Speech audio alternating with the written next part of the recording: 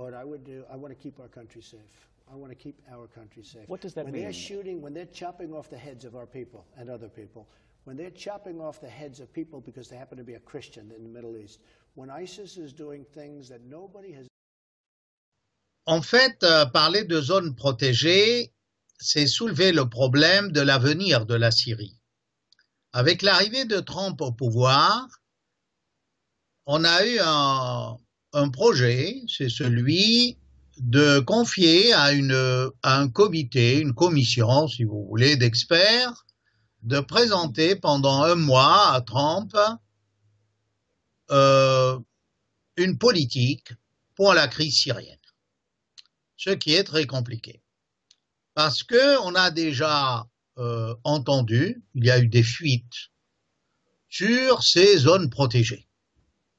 Alors pour le moment, on ne sait pas de quoi il s'agit au juste, mais tout semble porter à croire qu'en fait, Trump veut l'éclatement de la Syrie et non pas le respect de l'intégrité territoriale de la Syrie avant la crise, tant prônée par les Russes et évidemment le gouvernement légitime de Damas et également l'Iran. Hein?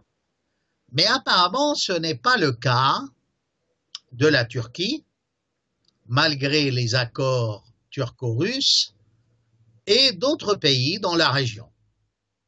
À commencer, si vous voulez, par le soutien de ces pays qui sont les États-Unis et également l'Europe. Alors, selon ce qu'on a pu lire ici et là dans les médias alternatifs concernant les fuites de la Maison-Blanche pour ce projet de zone protégée, c'est en fait une vieille idée turque, parce que dès le début de la crise, la Turquie a voulu avoir une sorte de zone tampon en Syrie même, sous sa tutelle, et évidemment Erdogan a fait rêver le peuple turc de l'Empire ottoman. Il espérait même avoir la grande ville d'Alep dans cette zone protégée. Alors la victoire de l'armée régulière syrienne à Alep vient un peu balayer les rêves d'Erdogan, les rêves ottomans. Mais ceci dit, on voit que si on analyse les données actuelles de la géographie politique de la Syrie, on se rend compte en fait qu'il y a déjà plusieurs zones. Alors, la rive est de l'Euphrate,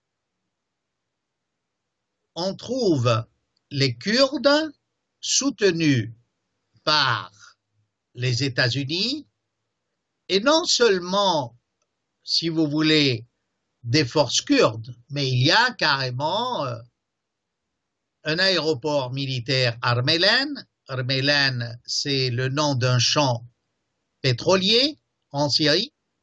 Il y a un centre de commandement à Ain el-Arab Kobané, américain toujours. Vous ajoutez à cela les interventions répétées des Américains vers Deir ez-Zor, qui est une autre ville de cette rive est.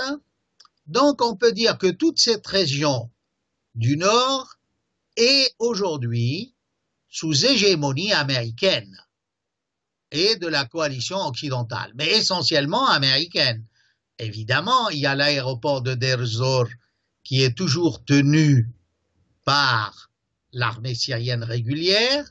Il y a également des poches autour de la ville de Hasakeh, l'extrême pointe nord de cette rive est de l'Euphrate, mais on peut dire que toute cette zone est une zone américaine, occidentale. Récemment, les Kurdes ont reçu des tanks. On a parlé On a parlé de tanks reçus livrés par Trump, ce qui est un peu faux parce que apparemment c'est Obama qui a envoyé tous ces tanks aux Kurdes avant son départ. Peut-être que Trump a béni cet envoi et a continué dans cette politique. Donc, il y a forte chance dans les fuites qu'on a entendues à propos des zones protégées, que tout cela soit une zone protégée par les Américains, mais en fait serve à de nouvelles bases américaines pour faire face évidemment à l'Iran, à la Syrie et à toute autre force irakienne si jamais l'Irak tourne le dos aux Américains et aux États-Unis. Voyez-vous? C'est ce qu'il y a de plus inquiétant. Hein? Si c'est vrai que toute la rive est de l'Euphrate va être sous influence américaine, c'est que vraiment la Syrie reçoit un coup dangereux pour son unité territoriale. À côté de cela, de l'autre côté, si vous voulez, de cette rive est, vous avez la présence turque. Alors, il y aurait dans les plans américains 2 zones turques, toutes les 2 protégées, sous tutelle turque. L'une, c'est là où on a parlé de bouclier de l'Euphrate, qui va jusqu'à la ville d'Elbab, et cela pour justement que la Turquie n'ait pas sur toute sa frontière un nouveau pays kurde. Et plus à côté, c'est la région d'Idlib, si vous voulez, à l'ouest, une autre zone où il n'y a pas de Kurdes, mais où on a rassemblé tous les musulmans sunnites et tout ce gouvernement de l'opposition syrienne qui se trouve aujourd'hui à Gaziantep, en fait, avec les Turcs, va gouverner ces 2 parties. Ce serait un peu un pays sunnite, non kurde, protégé par les Turcs et récupérant l'opposition. Ce n'est pas fini. Si vous allez dans le sud de la Syrie, vous avez entendu parler de la Jordanie qui a effectué des raids aériens contre les islamistes. Et à ce moment-là, ça veut dire tout simplement que peut-être la Jordanie aimerait également qu'à ses frontières, il y ait une autre zone protégée, mais à ce moment-là, ça ne protégerait pas uniquement la Jordanie, ça protégerait également Israël. Donc, nous voilà, si vous voulez, avec 3 zones protégées, dont, évidemment, il faut voir si tout ça va réussir. Mais en fait, ce sont de vieux plans pour faire éclater la Syrie. Ça remonte même, après les accords de Sykes-Picot, au général Gouraud qui avait créé plus d'un État, petit État confessionnel en Syrie. Reste alors quoi de cette Syrie? Reste la côte où il y a évidemment une majorité d'Alaouites et toutes les grandes villes syriennes avec la capitale, Damas, Hama, Homs, Alep. Et sur la côte, évidemment, il y a Tartous et l'attaqué avec les bases russes. En fait, toute cette histoire de zone protégée serait la réponse des États-Unis à la création et à l'élargissement des bases militaires russes en Syrie. Quand la Russie a créé un nouvel axe de résistance à la politique américaine avec l'Iran, l'Irak, la Syrie et d'autres forces progressistes, même pas d'État, comme le Hezbollah, par exemple, cela a beaucoup déplu à la coalition occidentale et aux États-Unis. Alors, nous voilà donc dans cette vision, hein, un peu qui tient du rêve et du complot, oui, avec une Syrie éclatée en 4 parties. Pour les Américains, voilà une bonne solution pour les Israéliens.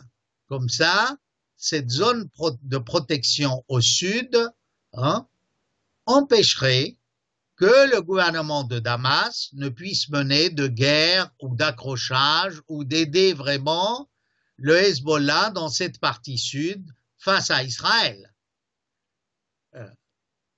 Et là, on voit que, si vous voulez, la Jordanie, c'est-à-dire est un peu inclus dans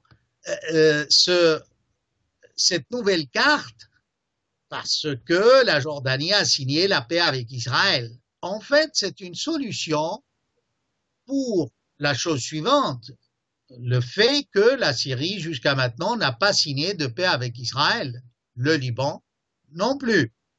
Donc, parler de zones protégées après cette crise syrienne, c'est s'orienter en faveur, évidemment, d'Israël, du Royaume saoudite, du Qatar, de toutes ces pétromonarchies, pour la Syrie historique, et aller vers une sorte de pays fédéré, de fédération, où en fait il n'y aura plus de forces militaires, et pour les Américains c'est une bonne solution en faveur d'Israël, des sunnites qu'ils croient, hein, n'est-ce pas, ils croient en Syrie comme des laïcs et du gouvernement légitime de Damas. Voilà, avec un peu d'imagination, je dirais, si on essaye un peu d'analyser ce qu'on a pu apprendre jusqu'à maintenant de ces fameuses zones protégées. Personnellement, j'y crois pas tellement. Je crois que le gouvernement de Damas n'acceptera jamais cela, le peuple syrien non plus, et c'est peut-être là aussi ce que veulent les Américains, c'est-à-dire que la guerre continue et qu'on continue à détruire l'islam de l'intérieur en opposant tantôt les chiites contre les sunnites, tantôt en parlant de guerre civile, n'est-ce pas, de gouvernement pourri, des droits de l'homme, enfin le disque rayé habituel de tout ce discours impérialiste contre des pays qui ne veulent pas se soumettre aux diktats américains.